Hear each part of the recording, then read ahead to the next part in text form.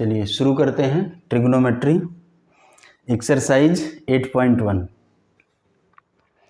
इन triangle, ये triangle है ABC, right angle 90 degree कहाँ पर है? बी पर है। AB is equal to 24 centimetre and BC is equal to 7 centimetre. तो हम लोग क्या करेंगे, पहले AC की वैल्यू पता करेंगे। तो AC square is equal to क्या होगा? AB square plus BC square. तो AB स्क्वायर कितना है? 24 का स्क्वायर प्लस 7 का स्क्वायर। अब अगर हम इसे और सॉल्व करेंगे तो 24 का स्क्वायर कितना हो जाता है? 576 प्लस 7 का स्क्वायर कितना होगा? 49।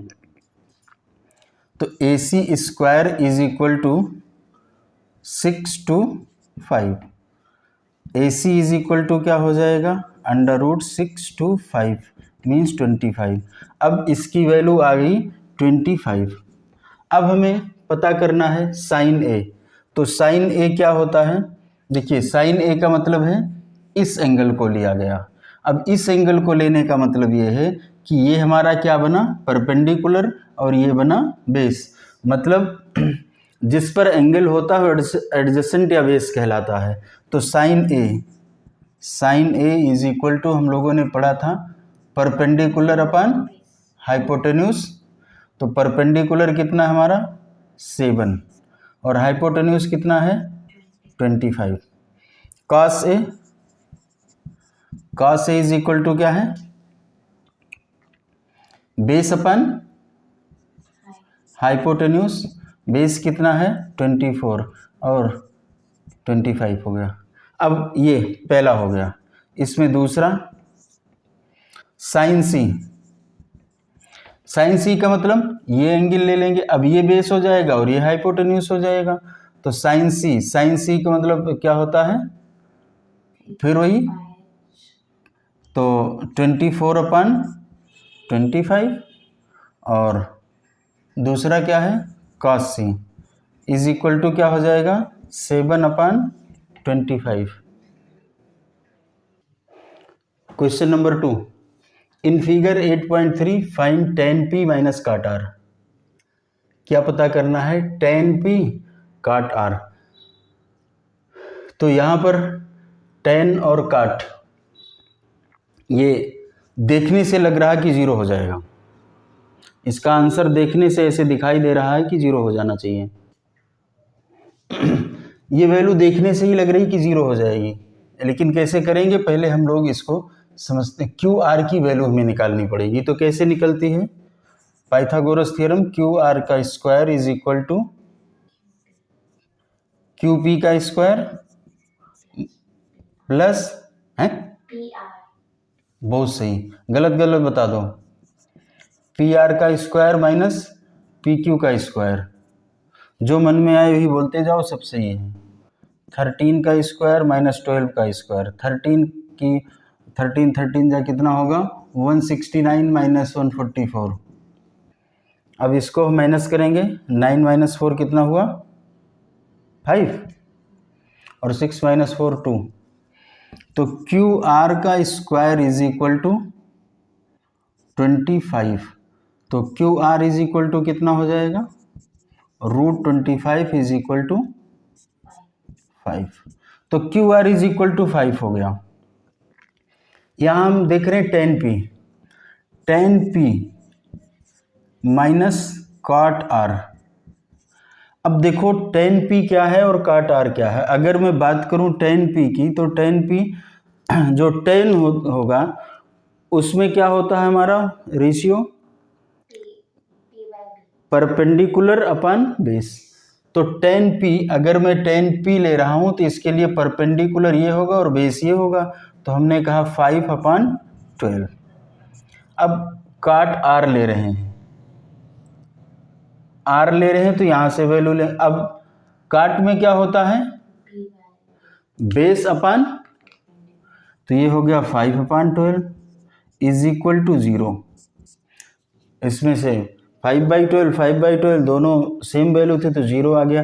ये तुरंत कैसे समझ में आता है? जरा ध्यान देना। tan P और cot R मतलब P के लिए जो बेस होगा और परपेंडिकुलर होगा वो R के लिए उल्टा हो जाएगा।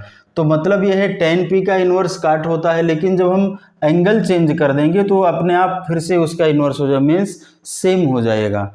जो tan P होगा वही काट R भी होगा। दो एक्यूट एंगल होते हैं, यहाँ पर देखिए ये हमारा 90 डिग्री है, यहाँ दो एक्यूट एंगल हैं, एक P है और दूसरा R है। तो अगर एक में tan कहा जा रहा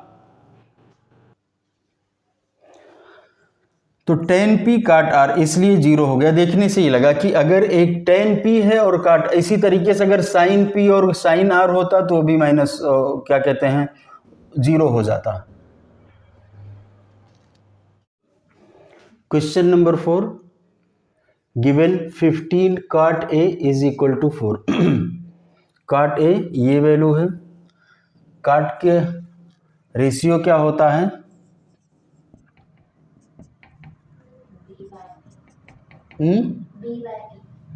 B बाई P। तो यहाँ पर बेस हमारा होगा। अब हम इसको कैसे करेंगे, 15 काट A इज इक्वल टू 8। तो काट A इज इक्वल टू 8 अपन 15। तो बेस हमारा कितना है 8 और परपेंडिकुलर हमारा कितना हो जाएगा 15।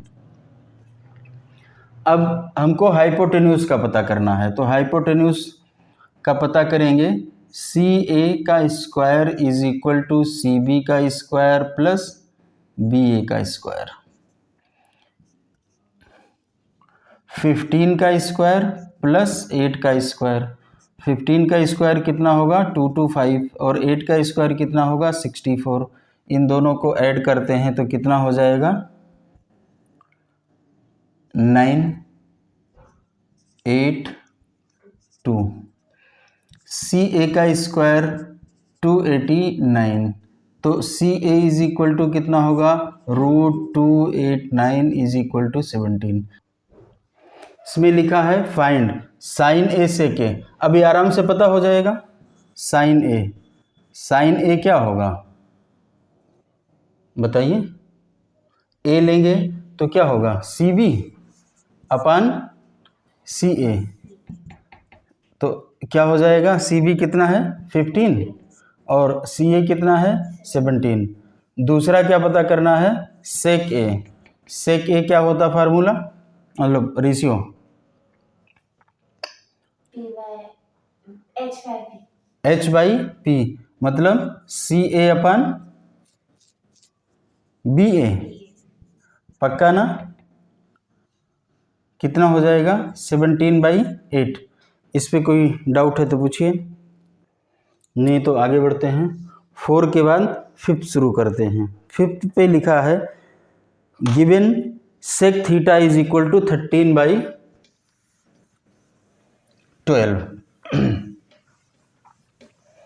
सेक थीटा गिवन है, क्या गिवन है sec theta is equal to 13/12। तो सेक थीटा का फार्मूला क्या होता है बताओ, sec theta is equal to बताओ H बाई P की B, P नहीं B, H बाई B। तो अगर मैंने इसको थीटा लिया है तो ये H बाई B, ठीक है। अब H हमारा क्या है, H का मतलब हाइपोटेन्यूस, ये हमारा हो जाएगा 13 और B क्या है बेस, बेस कितना होगा 12। अब मुझे क्या पता करना है परपेंडिकुलर पता करना है। तो कैसे पता करेंगे, CB का square is equal to CA का स्क्वायर माइनस AB का स्क्वायर। तो CA का स्क्वायर 13 का स्क्वायर माइनस AB का स्क्वायर इज इक्वल टू 12 का स्क्वायर। 13 169, 12 का स्क्वायर 144, कितना होगा 25। तो CB इज इक्वल टू क्या हो जाएगा √25 इज इक्वल टू 5। तो हम इसकी वैल्यू लिख देंगे 5। अब इसमें पता क्या करना है, ये कह रहा है कैलकुलेट ऑल ट्रिग्नोमेट्रिक रेशियो, मतलब सेक थीटा का पता है तो साइन थीटा का पता करना है। साइन थीटा कितना होगा? P by H, 5/13। Cos theta कितना होगा?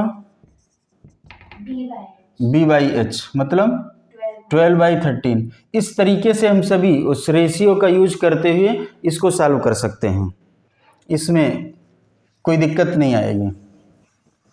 आगे बढ़ते हैं। ये कौन सा क्वेश्चन किया हम लोगों ने? 5 किया। 6 पे आते हैं। 6 लिखा है if angle A and angle B are acute angle such that cos A is equal to cos B, then so that angle A is equal to B। ये प्रूव करना है, इसको कर लेना, अभी नहीं करना है। फिर 7 पर आते हैं। 7 में लिखा है if cot theta is equal to 7/8। क्या लिखा है? इफ, ये 6 इसलिए भी नहीं कर रहे हैं, अभी आप लोगों का क्या आना है? मल्टीपल चॉइस क्वेश्चन, तो उसमें प्रूविंग नहीं आनी है। क्या नहीं है? नहीं आनी है, तो उसको अभी नहीं करते, बाद में करेंगे। cot theta is equal to 7/8, ये गिवन है। निकालना क्या है? इवेल्युएट। इन्होंने कहा कि इसकी वैल्यू निकालो। किसकी वैल्यू निकालो?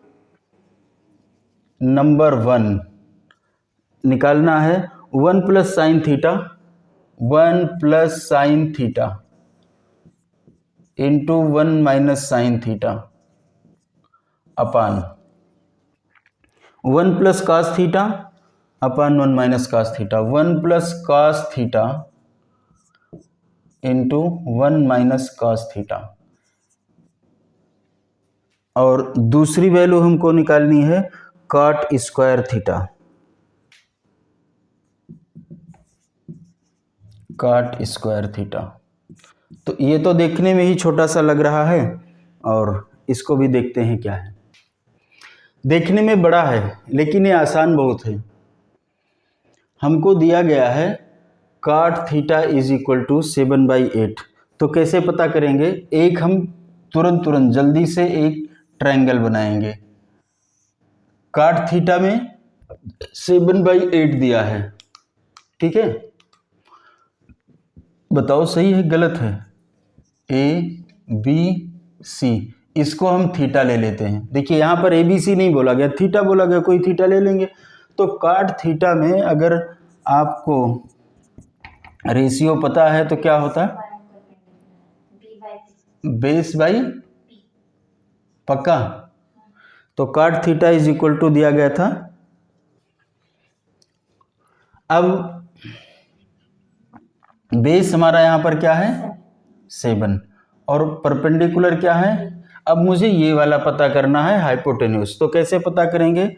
CB का स्क्वायर। अब अगर ये MCQ में भी आ जाए तो बहुत आसान है, कुछ इसमें मुश्किल नहीं है, तुरंत हम मन में कैलकुलेट कर सकते हैं, लेकिन ऐसे क्वेश्चन करने की हमारी प्रैक्टिस हो बस। CB square is equal to क्या होगा? CA का स्क्वायर प्लस, हर जगह माइनस नहीं लगता है, AB का स्क्वायर। तो CA का स्क्वायर कितना है? 8 स्क्वायर प्लस 7 स्क्वायर।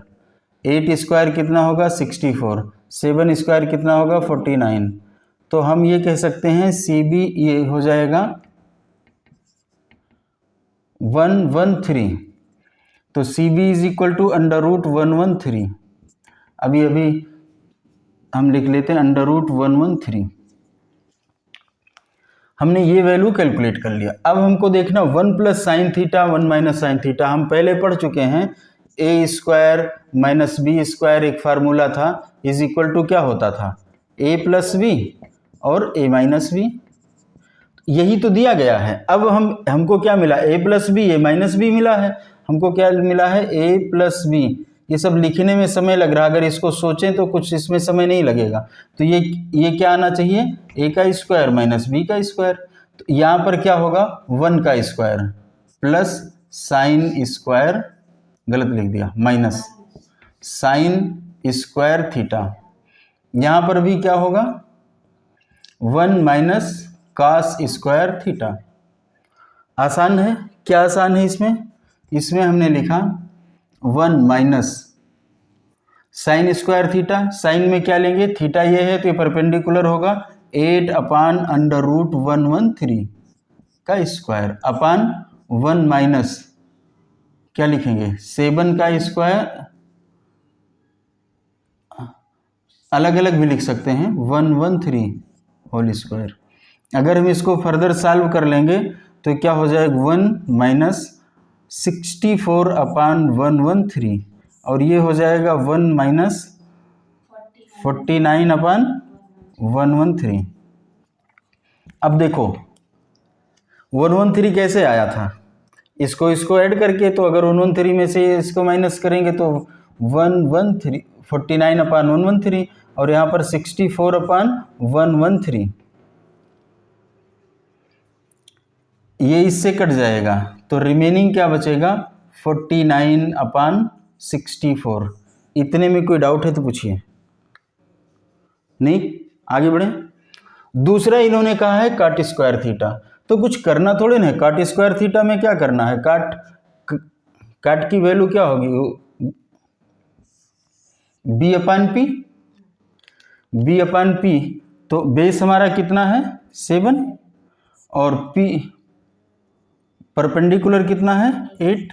इसका स्क्वायर लेते हैं तो कितना हो जाएगा? 49 अपान 64। इसका मतलब ये हुआ कि अगर मैं कहूं तो ये इसके बराबर है। एक फार्मूला है, धीरे धीरे इसको आगे पढ़ने पर ये हमको पता चलेगा। मतलब cos square theta is equal to, मैं ये भी लिख सकता हूँ 1 minus sine square theta upon 1 minus cos square theta. ये भी एक यूनिट के रूप में जाना जा सकता है। आसान है, कुछ मुश्किल नहीं है। इसी तरीके से हम 8 करते हैं।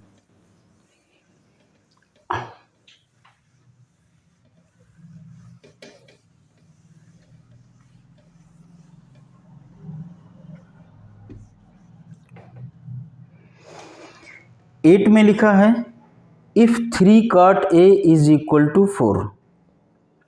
क्या लिखा है? If 3 cot a is equal to 4। लिख लीजिए 3 cot a, ये 8 है, इज इक्वल टू 4, ये दिया गया है। तो हम इसको a बना देते हैं, इसको a लिख देते हैं, इसको b लिख देते हैं। यही कह रहे हैं ना, 3 cot a is equal to 4। तो cot a is equal to क्या हो जाएगा? 4/3। काट में बेस क्या होता है? ऊपर और परपेंडिकुलर नीचे, यही तो ना, 4 3। तो अगर मैं CA निकालूं तो इसको सॉल्व करिएगा तो कितना आएगा? 3 3 जा 9, 4 4 जा 16। अगर हमारी आदत पड़ गई तो हम ओरल कर सकते हैं, मतलब ऐसा क्वेश्चन भी हम उसमें MCQ में सॉल्व कर सकते हैं। 3 3 जा 9, 4 4 जा 16, 16 प्लस 9 कितना हो? 25। तो कितना हो जाएगा? 5 हो जाएगा ना? कोई डाउट तो नहीं है? अगर डाउट नहीं तो आगे बढ़ते हैं। और कहीं सॉल्व करके दिखाना होगा तो उस तरीके से दिखा लेंगे। MCQ में दिखाना था, हमने कहा 3 3 जा 9, 4 4 जा 16, 9 और 16 इज इक्वल टू 5। उसका अंडर रूट लगाया तो कितना आ गया? 5 आ गया। तो हमने फट से यहाँ पर लिख दिया। अब ये कह रहे हैं 1 minus tan square A upon 1 plus tan square A. हमको ये पता करना है 1 माइनस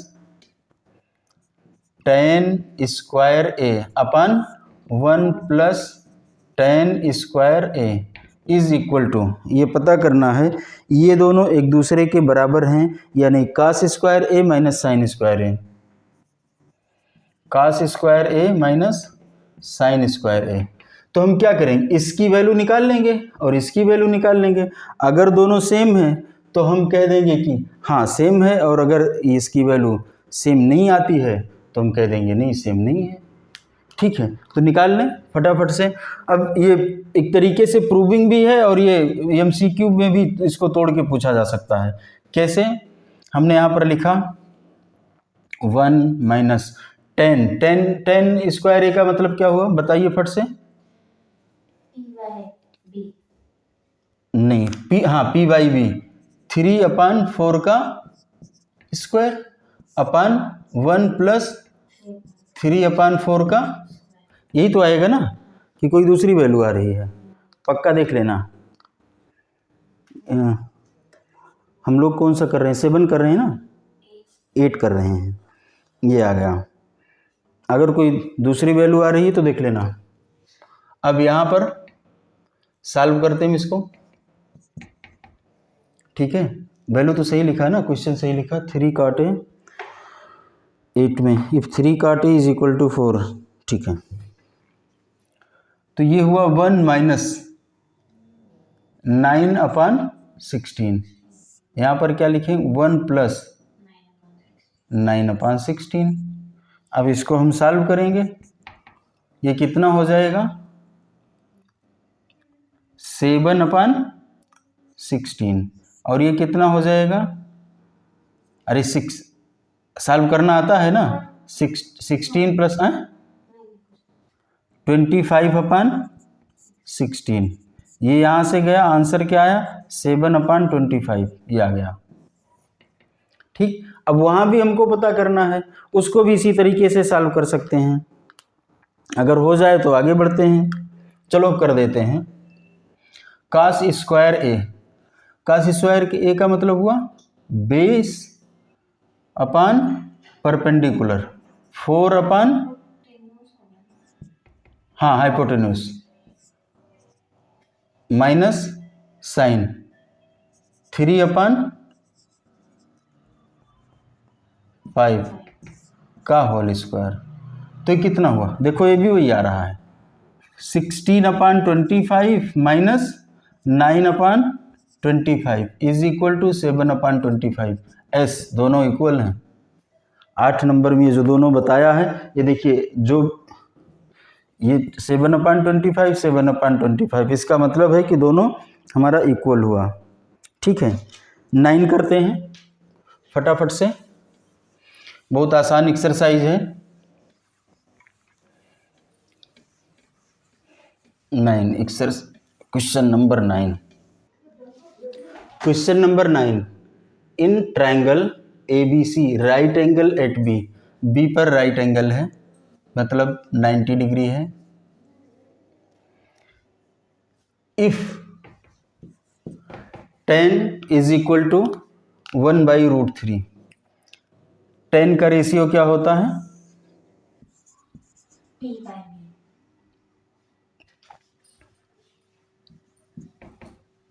tan A, ठीक है। यहाँ पर tan A is equal to दिया है 1/√3, तो 1 क्या होगा ये, और ये क्या होगा। अब हमको सी ए मतलब तीसरे साइड्स का पता करना है, जिसका नाम क्या होता है, हाइपोटेन्यूस। सी ए का square is equal to A B का स्क्वायर प्लस सी बी का स्क्वायर। तो ए बी का स्क्वायर कितना हो गया, √3 का स्क्वायर प्लस 1, तो ये हो जाएगा 3 + 1 इज इक्वल टू 4। तो C A is equal to √4 is equal to 2, इसकी वैल्यू 2 आ गई। अब हम वैल्यू पुट करेंगे, एक हम करेंगे, एक आप लोग कर लीजिएगा। Sine A cos C plus cos A sine C. Sine A अगर हम देखेंगे तो क्या होगा, perpendicular upon hypotenuse 1/2 into cos C क्या होगा, इसमें भी वही हो जाएगा, क्योंकि यहाँ पर अब बेस हो जाएगा इवन, तो 1/2 हो जाएगा, प्लस, समझ में आ रहा है ना, कॉस ए। अब हम कॉस ए देख रहे हैं, कॉस ये होगा तो बेस ये हमारा होगा √3/2। साइन सी में परपेंडिकुलर होगा तो इंटू √3/2। अब हम देख रहे हैं यहाँ पर 1/2 इंटू 1/2 कितना हो जाएगा, 1/4 प्लस √3/2 इंटू √3/2, तो 3/4 हो जाएगा, is equal to 4/4, answer is 1। इसी तरीके से हम इसको भी सॉल्व कर लेंगे, आसान है, कुछ मुश्किल नहीं है। 9 के बाद 10 भी आप कर लीजिएगा। 11 हम लोग पढ़ते हैं। 11 में लिखा है state whether following are true or false. 11 में ये पूछा गया है कि ये बताना है कि ये सही है या गलत है। देखते हैं क्या लिखा गया है। तो state whether following are true or false. Number 1 लिखा गया है the value of 10a is always less than 1। देखते हैं 11 का 1 कैसे समझेंगे। ये कह रहा है जो 10 की वैल्यू होती है 10a ये ऑलवेज लेस देन 1 होती है। तो 10 का हम फार्मूला चेक करेंगे, वो रेशियो क्या होता है 10 का? p/b। p का मतलब हुआ परपेंडिकुलर अपॉन बेस। तो परपेंडिकुलर क्या हमेशा बेस परपेंडिकुलर से बड़ा होता है? नहीं, ये ज़रूरी नहीं है। और अगर ऐसा नहीं है तो ये हमेशा लेस देन 1 नहीं होगा, 1 से ऊपर भी हो सकता है। मतलब ए स्टेटमेंट हमारा फॉल्स हुआ। नंबर 2 पर है लिखा है sec A is equal to 12/5 are some value of angle A. ये एंगल ए की कोई वैल्यू हो सकती है? हाँ बिल्कुल हो सकती है, क्यों नहीं हो सकती है? ठीक है, ये हो सकती। क्यों? 12/5 लिखा है, यहाँ पर क्या होता है? Hypotenuse upon base. तो हाइपोटेन्यूस बड़ा ही होता है, तो ये सही है। इसके बाद नंबर 3 नंबर पर क्या लिखा है? If cos A is the abbreviation use of cosecant. तो cos A जो होता है ये किसका एब्रीविएशन है? कोसाइन का है, कोसिकेंट का नहीं है। ये भी फॉल्स हो गया। ठीक समझ में आ रहा है ना? 4 लिखा है cot A is the product of cot and A। कह रहा है cot A is a product, मतलब प्रोडक्ट ऑफ का मतलब हुआ क्या cot इंटू A का ये प्रोडक्ट? जी नहीं, ये गलत बात है, तो इसको भी हम फॉल्स कह देंगे। फिर हम 5 देखते हैं sine theta is equal to 4/3 of the some angle of theta. क्या ऐसा हो सकता है sine theta is equal to 4/3? बोलो,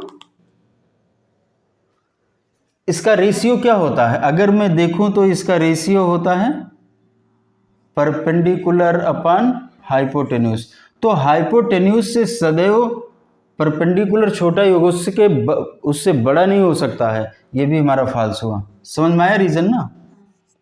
ये बड़ा है तो परपेंडिकुलर है और ये नीचे वाला छोटा है। हाइपोटेन्यूस से बड़ा कभी परपेंडिकुलर हो ही नहीं सकता है, तो इसका मतलब है कि ये फॉल्स लिखा है। अब ये हमारी एक्सरसाइज 8.1 कंप्लीट होती है। इस बेस पर हम लोग जो है मल्टीपल चॉइस क्वेश्चन भी कर सकते हैं, एमसीक्यू भी कर सकते हैं। वैसे एमसीक्यू बाद में कुछ और आपको एक्स्ट्रा करा दिए जाएंगे। बाकी आप लोग देख लीजिए, अगर कोई डाउट होता है तो क्वेश्चन पूछेंगे, आंसर दिया जाएगा।